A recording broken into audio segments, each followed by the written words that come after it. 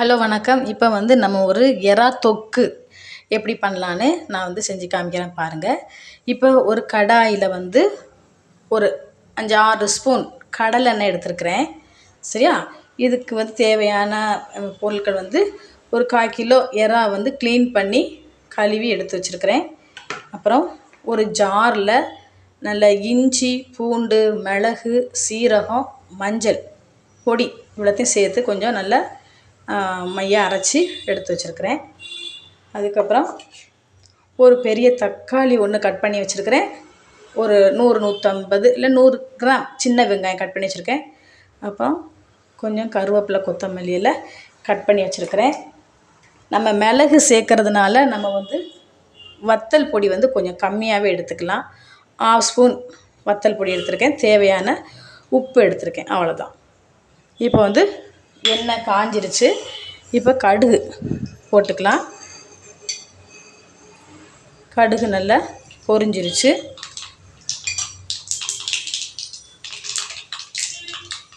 கடுகு பொரிஞ்சவும் நம்ம என்ன செஞ்சுக்கலாம், இப்போ சின்ன வெங்காயத்தை சேர்த்துக்கணும்.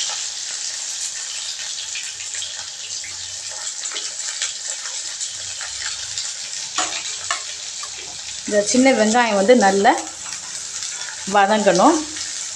நல்லா வதங்க விட்டு அதுக்கப்புறம் நம்ம ஜாரில் வச்சுருக்கிற இஞ்சி பூண்டு பேஸ்ட் எல்லாம் சேர்த்து அதுக்கப்புறம் நல்லா வதக்குவோம். அது வதக்குனதுக்கப்புறம் பச்சை வாடை போனதுக்கப்புறம் நம்ம எறா போட்டு வதக்கிட்டு மற்ற பொருட்கள் எல்லாமே சேர்த்துக்கலாம். இப்போ சின்ன வெங்காயம் டேஸ்ட்டு கொடுக்கும். அதனால் எறா தொக்குக்கு சின்ன வெங்காயம் கொஞ்சம் சேர்த்துக்கலாம். சில பேர் கொஞ்சம் நிறைய சேர்த்தா இனிப்பாக இருக்குதுன்னு சொல்லுவாங்க. நம்ம அதுக்கு தக்கன கொஞ்சம் காரத்தை கூட்டிக்கிட்டோம் அப்படின்னு சொன்னால் நமக்கு தொக்கு நல்லா இதாக இருக்கும். ரெண்டாவது தண்ணி எறாவுக்கு ரொம்ப விட வேணாம். ஏன்னா எறாவை பொறுத்த மட்டுக்கும் வதக்கும் போது அதுலேருந்து தண்ணி வரும். அதனால் தண்ணி பார்த்து சேர்த்துக்கணும். இப்போ வெங்காயம் நல்லா வதங்கட்டும். இப்போ பாருங்கள், வெங்காயம் ஓரளவுக்கு கொஞ்சம் ப்ரௌன் கலராக வந்துருச்சு.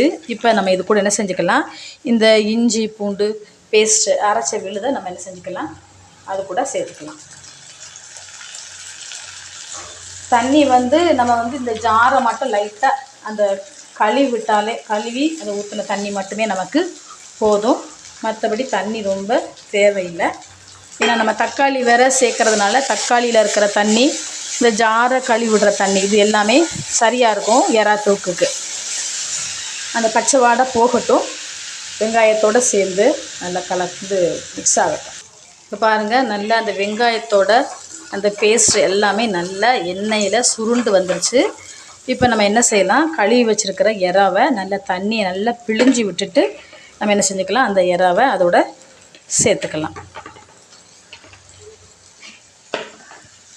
பாருங்கள், கொஞ்சம் ஃப்ளேமை கம்மியாக வச்சுட்டு அந்த எறாவை அந்த வெங்காயம் இஞ்சி பூண்டு பேஸ்ட்டோடு நல்லா வதக்கி விட்டுக்கலாம்.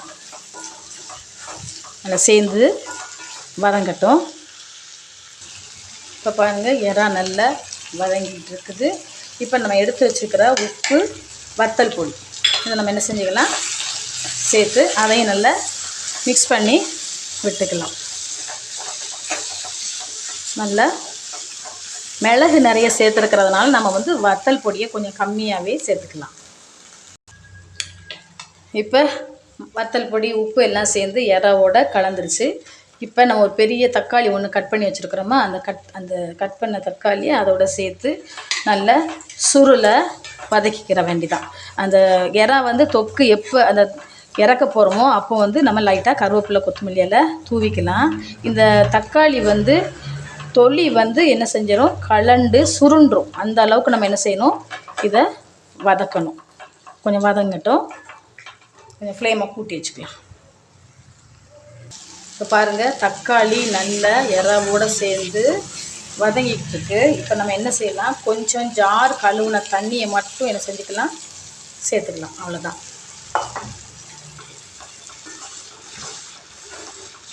இப்போ நம்ம கொஞ்சம் உப்பு உரப்பு எப்படி இருக்குன்னு பார்த்துக்கிறோம்.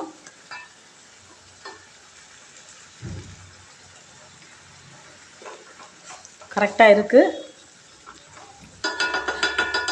நம்ம இப்போ மூடி போட்டு இந்த தொக்கை கொஞ்சம் சிம்மில் வச்சு மூடி வச்சுக்கலாம். கொஞ்சம் எண்ணெய் பிரிஞ்சு வரவும் நம்ம எடுத்து கருவேப்பிலை கொத்தமல்லி இலையெல்லாம் தூவி இறக்கிக்கலாம். இப்போ பாருங்கள், அந்த எறா தொக்கு வந்து எப்படி எண்ணெய் வந்து பிரிஞ்சு வருதுன்னு பாருங்கள். இதுதான் பதம். சரியா? இது பாருங்கள், தக்காளி நம்ம போட்ட தக்காளி எங்கேயாவது தெரியுதான்னு பாருங்கள்.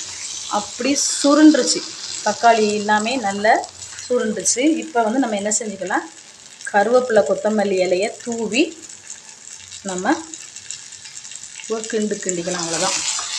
இந்த எண்ணெய் ஃபுல்லாக அப்படியே பிரிஞ்சு வருது பாருங்கள். இதுதான் தொக்கோட பதம்.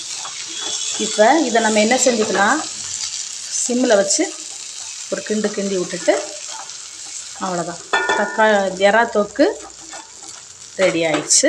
அவ்வளோதான், வேலை முடிஞ்சிச்சு. இப்போ இந்த தொக்கை வந்து நம்ம சாம்பார் சாதம், ரசம் சாதம் வச்சு சாப்பிட்டுக்கலாம். அல்லது என்ன செஞ்சுக்கலாம், இந்த தொக்கை போட்டே நம்ம என்ன செஞ்சுக்கலாம், சாதத்தோட நல்லா விரவி சாப்பிட்டோம்னா ஒரு பிரியாணி டேஸ்ட் அல்டிமேட்டாக இருக்கும். செஞ்சு சாப்பிட்டு பாருங்கள், செம்மையாக இருக்கும். சாம்பாருக்கும் நல்லாயிருக்கும், ரச சாதத்துக்கும் ரசம் வச்சாலும் இதை வச்சு நம்ம சாப்பிட்டுக்கலாம். வேறு எதுனாலும் நம்ம விருப்பப்பட்ட சப்பாத்தி, தோசை, இட்லி எதுக்குனாலும் சேர்த்துக்கலாம். எல்லாத்துக்குமே நல்லாயிருக்கும், தொக்கு நல்லாயிருக்கும். ஓகே, அவ்வளோதான், முடிஞ்சிருச்சு. அடுப்பை ஆஃப் பண்ணிக்கலாம், மூடி போட்டுக்கலாம். பிடிச்சிருந்தா லைக் பண்ணுங்கள், ஷேர் பண்ணுங்கள், சப்ஸ்கிரைப் பண்ணுங்கள். Okay, thank you.